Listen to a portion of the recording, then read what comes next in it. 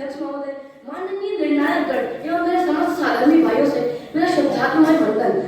आज मैं आप सभी के समक्ष पूज्य गुरुदेव श्री के संबंध में चर्चा करने के लिए खड़ा हुआ हूँ। जैसे कि आप सभी को लग रहा होगा कि मैं आज पूज्य गुरुदेव श्री के जीवन चरित्र से, किसी आध्यात्म से ओतप्रोत उनके किसी जीवन प्रसंग के बारे में चर्चा करूंगा, परंतु नहीं, आज हम उससे कुछ हटके अलग बात करेंगे कि पूज्य गुरुदेव श्री यदि ना होते तो आज क्या होता। क्या आज जो सोनगढ़ है वह सोनगढ़ हो पाता? अर्थात मेरा तात्पर्य यह है कि इस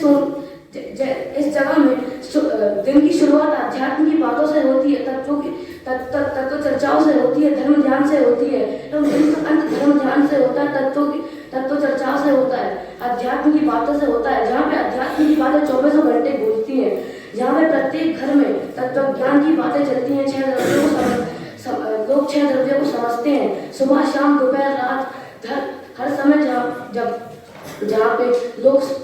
शास्त्रों का स्वाध्याय करते हैं, बड़े बड़े मोटे ग्रंथों को सरल तरीके से समझने का प्रयास करते हैं। क्या वह सोनगढ़ हो पाता यदि गुरुदेव श्री नहीं होते? तो मैं निश्चित ही यह बात कह सकता हूँ कि जैसे अन्य छोटे गांव हैं जहाँ पे जैन लोगों का घर बहुत कम मिलता है, बहुत मुश्किल से ढूंढने में 1 या 2 घर मिल पाते हैं, उसी प्रकार यदि गुरुदेव श्री ना होते तो आज हमारे सोनगढ़ के भी यही हाल होते। और जैसे आज हमारे देश में विभिन्न जगहों में बालक एवं बालिकाओं को जैन संस्कार देने के लिए नए नए विद्यालय खुल रहे हैं, नए नए संस्थान खुल रहे हैं। या अगर पूज्य गुरुदेव श्री नहीं होते तो वह संस्थानों का तो नाम निशान ही नहीं होता। जैसे देखिए जाए तो हमारा विद्यालय जहाँ पे हम इतनी अच्छी तरीके से जैन संस्कारों को सीख पा रहे हैं, 6 द्रव्य 7 तत्व आदि को अच्छे से समझ पा रहे हैं, यदि पूज्य गुरुदेव श्री नहीं होते तो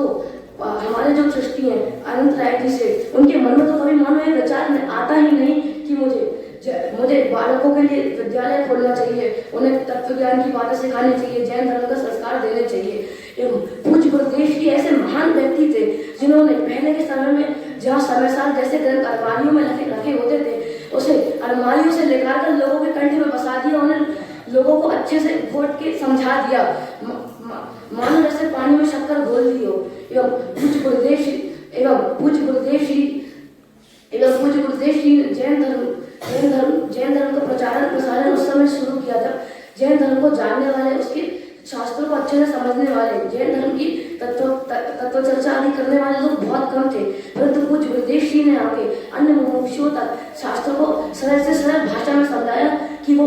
बहुत जल्दी समझ सके। एवं इस तरह हमारे जैन धर्म का प्रसारण बहुत तेजी से हुआ और आज भी हो ही रहा है। जैसे अभी कुछ समय पहले सतपथ प्रश्न मंच खत्म हुआ एवं बहुत से अन्य शास्त्री हैं जो ऑनलाइन कक्षाओं के माध्यम से जो लोग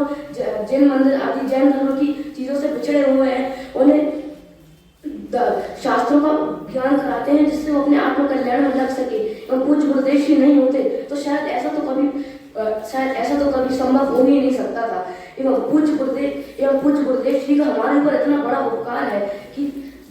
जैसे आचार्य कुंद देव थे, वह श्रीवादर भगवान के समोशरण में गए, वहां पर उनका उपदेश सुना, वहां से वापस आकर उन्हें 5 परमाणुओं की रचना करी। उन्होंने तो संस्कृत एवं प्राकृत में